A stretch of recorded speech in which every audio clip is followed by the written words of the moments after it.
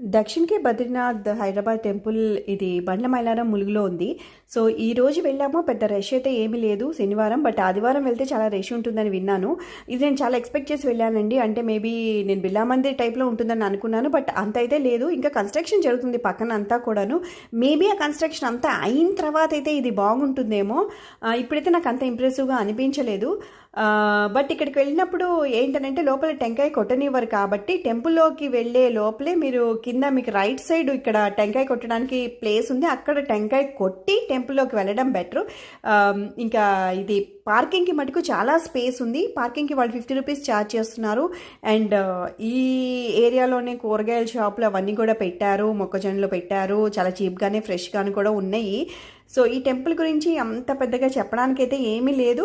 బద్రీనాథ్ వెళ్ళని వాళ్ళు ఒక ఐడియా కోసం అయితే ఎలా ఉంటుందనే ఐడియా కోసం అయితే వెళ్ళొచ్చండి. అంతమించి నాకు పెద్దగా ఏం అనిపించలేదు.